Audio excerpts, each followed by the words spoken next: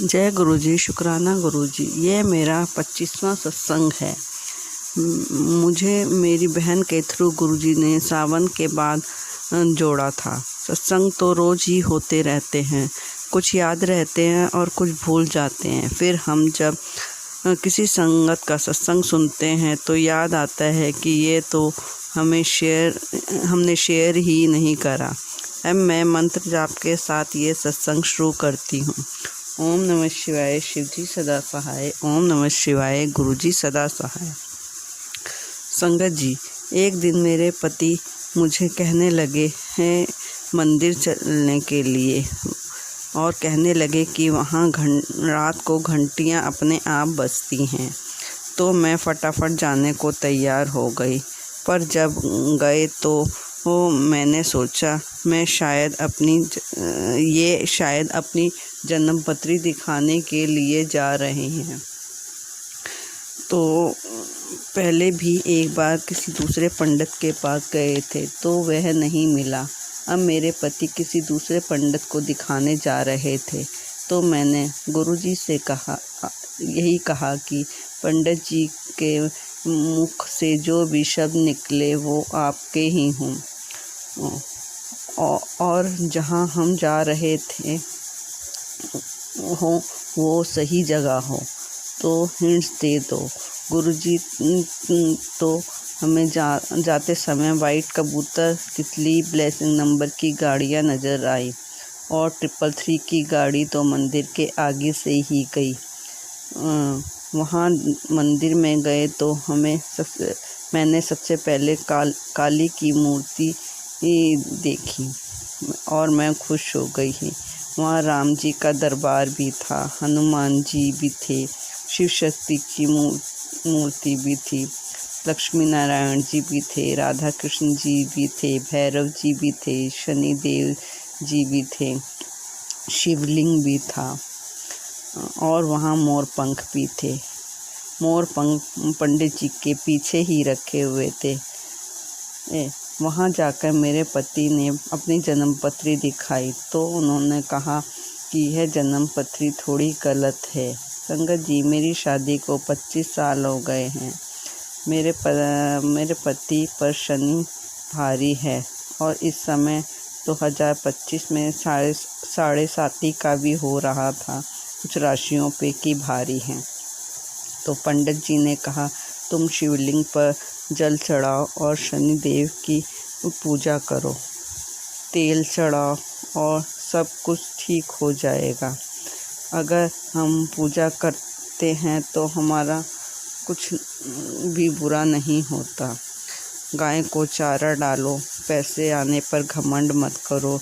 इस तरह पंडित जी ने वही कहा जो गुरुजी कहते हैं, जानवरों को मार के मत खाओ। क्योंकि मैंने गुरु जी से बोला था कि पंडित जी के मुख से वही निकले जो आपके मन में हो। फिर जब दोबारा मेरे पति नई जन्मपत्री के लिए गए तो मेरे पति आके कहने लगे कि पंडित की बुद्धि घुमा दी है, यानी गुरुजी ने उनकी बुद्धि घुमा दी है। मैं नहीं चाहती थी कि वे पंडित जी के पास जाएं क्योंकि गुरुजी मना करते थे। जय गुरुजी, शुक्राना गुरुजी।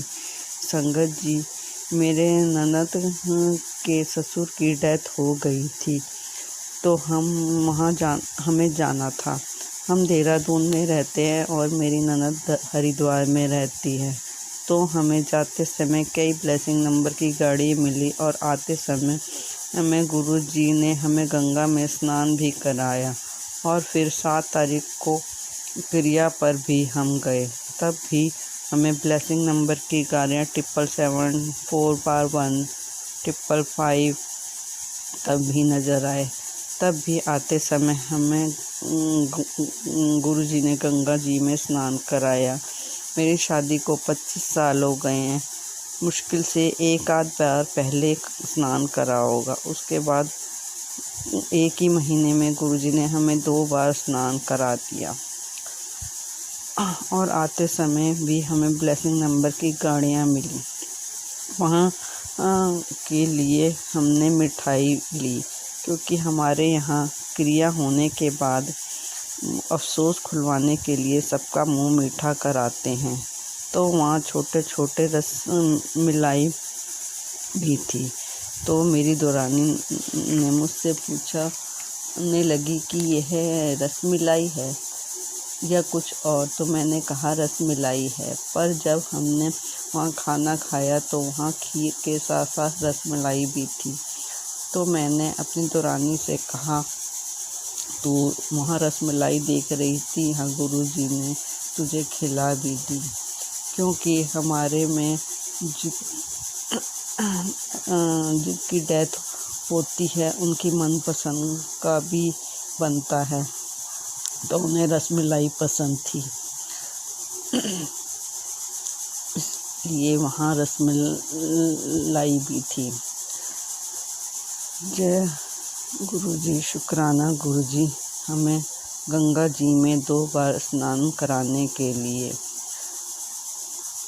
संगत जी, नवरात्रों में जब 9वें दिन हमने कन्या जमाई तो 5 कन्या आए। उसमें जो सबसे छोटी थी वह 5-6 साल की थी। जब उन्हें खाने के लिए बोला तो वह बोली कि सब्जी से खाऊंगी। तो मैंने कहा हलवे से नहीं खाना, तो उसने कहा सब्जी से खाना है। फिर मेरे पति ने कहा इसके लिए सब्जी ले आ। फिर मैंने सोचा सब्जी तो कल की है, लाऊं या नहीं, पर मैंने सोचा गुरुजी तो कोई वहम नहीं करते थे। तो मैंने आलू की सब्जी लाई और पूरी वो सब्जी के साथ मैंने अपने हाथों से खिलाया। संगत जी, पहले कभी भी ऐसा नहीं हुआ कि किसी कन्या ने सब्जी मांगी हो। मेरी शादी को 25 साल हो गए हैं। जब जय गुरुजी, शुक्राना गुरुजी। फिर बाद में बची हुई सब्जी को मैंने खाया प्रसाद के रूप में। जय गुरुजी, शुक्राना गुरुजी। संगत जी, जब मैं पूजा करती हूँ तो कहती हूँ गुरुजी मेरे पिछले और इस जन्म के सारे बुरे कर्म बख्श देना, और जो भी इंसेक्ट मरे हों वो माफ़ करना। तो एक सत्संग में आया कि तेरे सारे बुरे कर्म बख्श दिए हैं, क्योंकि संगत जी झाड़ू या लगाते समय या चलते समय हमारे से कुछ न कुछ छोटे मोटे इंसेक्ट मर ही जाते हैं।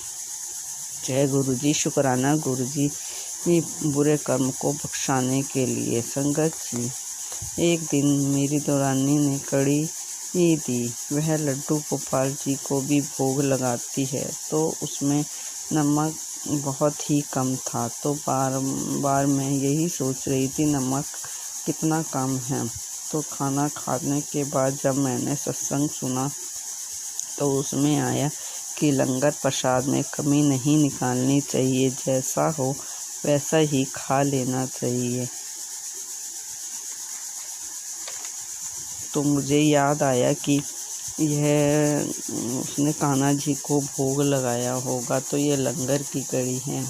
माफ़ करना गुरुजी, मैंने ऐसे सोचा। शुक्राना गुरुजी यह बताने के लिए कि लंगर प्रसाद में कमी नहीं निकालनी चाहिए।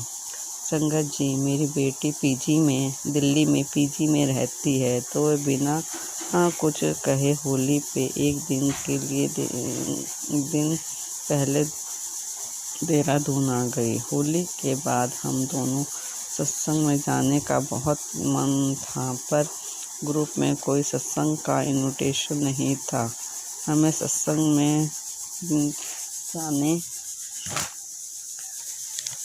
में जाने का बहुत मन हो रहा था, तो मैंने किसी और संगत से पूछा तो हमें शाम का सत्संग मिल गया। जय गुरुजी, शुक्राना गुरुजी सत्संग में बुलाने के लिए। संगत जी, एक दिन मैं और मेरी बहन आपस में बात कर रहे थे, तो हम अपने बुआ के लड़के के बारे में काफ़ी कुछ बोल रहे थे।